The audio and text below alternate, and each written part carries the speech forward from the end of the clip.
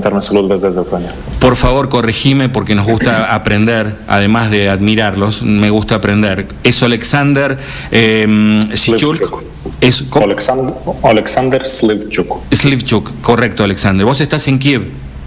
Sí, estoy en la capital ucraniana, Kiev. ¿Ha habido en esta noche alguna alarma de bomba, de bombardeo, algo?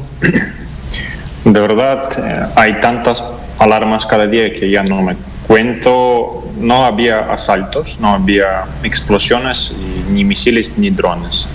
Así que sí, hoy por la mañana había una alarma porque aviones cazas rusas volaron en el espacio aéreo de Belarus, un país fronterizo con Ucrania.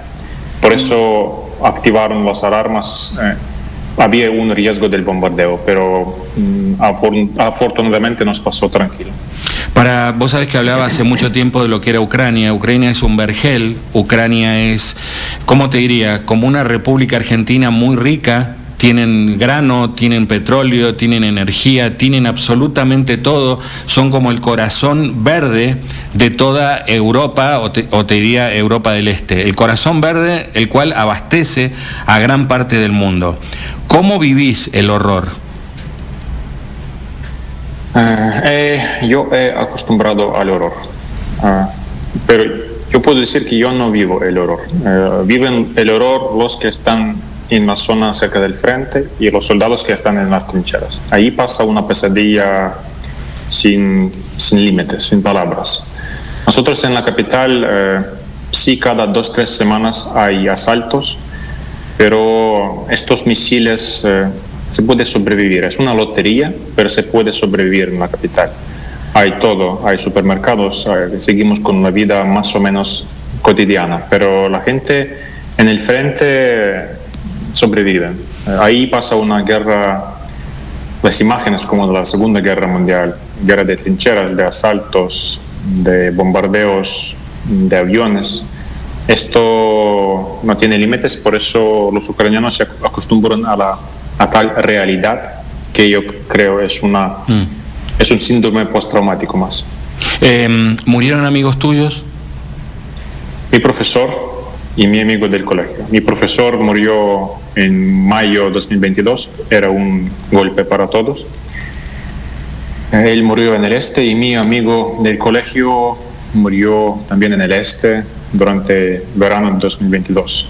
Así que mi página de Facebook ya es cada vez cuando abro Facebook solamente leo las historias tristes de diferentes familias sobre su pérdida de sus familiares. Esto de verdad es muy, muy pesado.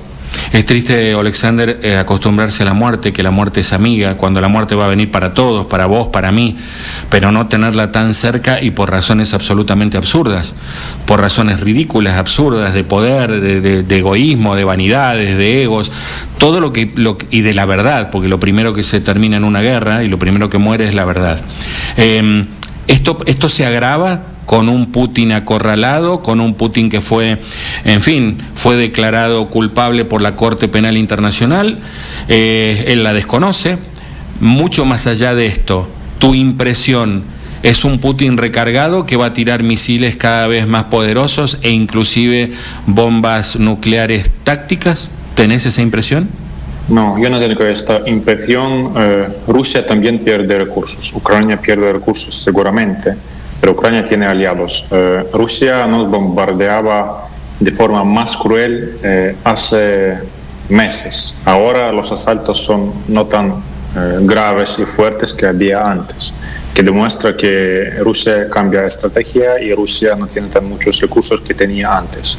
Si Putin está encorralado, se entiende, y esta decisión del Corte Internacional es una decisión firme que no quieren continuar diálogo con Vladimir Putin, pero quieren hablar con otras autoridades, las siguientes autoridades de Rusia. Así que Vladimir Putin es un cadáver político.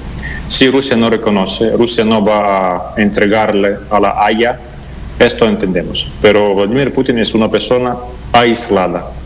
Incluso está aislada en países, sus aliados o entre su campo Así que yo no veo futuro para él como para el líder ruso. También la amenaza nuclear, tenemos dudas que los oficiales rusos responsables por las bombas nucleares van a cumplir con el orden de un presidente criminal. Por eso en Rusia también entienden que Vladimir Putin es un criminal de guerra. Lanzar una bomba nuclear significa una cadena de decisiones. La primera es la decisión de un presidente criminal. Pues yo creo que los élites rusos no van a cumplir esa locura si Putin decide hacerlo. ¿Cómo ves? Hoy va Xi Jinping a Moscú. ¿Y cómo ves Corea del Norte, que sería como un apéndice ruso, con un hombre que está totalmente desequilibrado? En fin, te estoy hablando de Corea del Norte y China. ¿Cómo ves eso? China no es un aliado ucraniano. No, se entiende. no, claro, no. China tampoco es un aliado 100% de Rusia. Yo creo que China quiere acabar con esta guerra lo más pronto posible y va a intentarlo. Después de la llegada a Moscú, hablan que Xi Jinping va a hablar con Volodymyr Zelensky, presidente de Ucrania.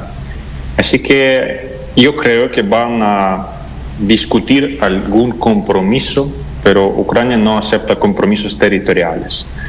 Vladimir Putin antes, a través de sus autoridades chinesas, declaró que está dispuesta a dialogar con Ucrania, pero no acepta ultimátums. Pero nuestra única posición de Ucrania, del gobierno y de la sociedad, es para que las tropas rusas salen desde el territorio ocupado y nada más. Bien. Así que si Rusia cumple este requisito, vamos a dialogar. Si no, la guerra va a continuarse. Y te pregunto de Corea del Norte. Corea del Norte lo que puede hacer es mandar a Rusia munición, porque utiliza el mismo armamento soviético, el mismo calibre, y lo hacen ahora.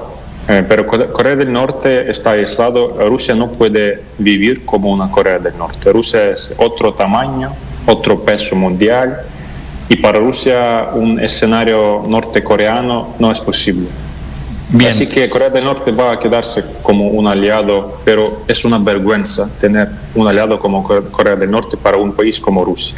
¿Cuál es tu opinión del Papa Francisco, que dijo últimamente, antes renegaba de nombrarlo a Putin, vaya a saber uno por qué? ¿Cuál es tu impresión de él con su tardío reconocimiento a Ucrania y a Rusia? Esto, para elegir las palabras más tolerantes... Decí lo que quieras, Oleksar. Es una vergüenza para la Santa Sede, porque en la Santa Sede se entiende que Ucrania es un país víctima, que Ucrania sufre miles de muertos civiles, y la Santa Sede se niega a llamar cosas como son, y juegan en alguna diplomacia y política internacional. Quieren preservar la cara de Putin, quieren hablar con Putin, etc. Eso me parece un poco ingenuo, porque somos personas adultas y entendemos quién país atacó a qué país y por qué esta guerra está librando aquí. Por eso es ridículo, y yo puedo entender que Papa Francisco tiene problemas de salud, no puede viajar, pero hay formas de comunicar, hay herramientas de comunicar, y la Santa Sede debería estar en Ucrania en el primer día de la invasión. Sé que es difícil que hagas una interpretación o no sé si puedes traducir bien, una exégesis de lo que piensen los ucranianos. ¿Crees que caló muy hondo, lo tardío del Papa, la frialdad con respecto a esto? Los ucranianos, el problema es que los ucranianos ya no toman posición de la Santa Sede en serio, no se toma en serio aquí. En Ucrania hay católicos, yo también soy católico, por ejemplo, pero esta tardanza solamente provocó mucho crítico, y para los ucranianos la posición de los gobiernos vale más que la posición de la Santa Sede como un líder moral en el mundo. Así que aquí no prestamos mucha atención, porque entendemos que la Santa Sede fracasó a llamarlo como es en el inicio de la invasión. Alexander, nos da placer escucharte con toda la claridad que tenés, con toda la forma que tenés y con todo el dolor que se te ve en los ojos. No debe ser fácil y uno no se acostumbra nunca a lo peor, a que sea una lotería y que mañana una bomba o un dron iraní te caiga en la cabeza. Te puede caer mañana y te puede caer y no hay manera de que lo puedas evitar y es tristísimo. Permitime una licencia. ¿Sos casado? ¿Estás de novio? No, soy soltero. Soy soltero. Vivo Entonces, en la estás soltero. capital, sí. Bien. Alexander, nos dio mucho gusto hablar contigo. Es un honor para nosotros hablar con vos y que las cosas mejoren para una Ucrania, insisto, riquísima, riquísima. Ustedes tienen todo, como Argentina.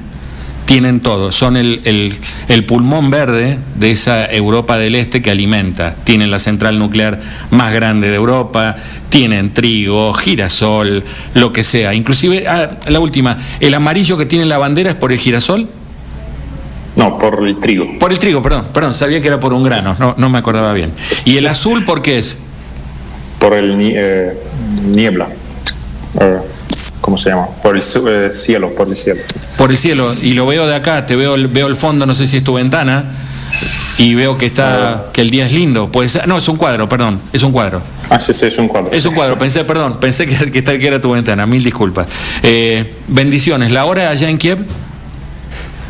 12:30 de la tarde. ¿Y la temperatura, Alexander? Para saber. Es, creo que 5 grados. 5 grados. Un poco frío, pero entramos a la primavera. La gente ya tiene mucho ánimo porque finalmente ese invierno ha terminado. Abrazo a la distancia desde Argentina. Te mandamos un abrazo enorme a vos, a los tuyos y lo que puedas decir allá de nosotros. Gracias, bendiciones. Siempre un placer, un abrazo enorme. Hasta luego. Hablamos en primicia absoluta con el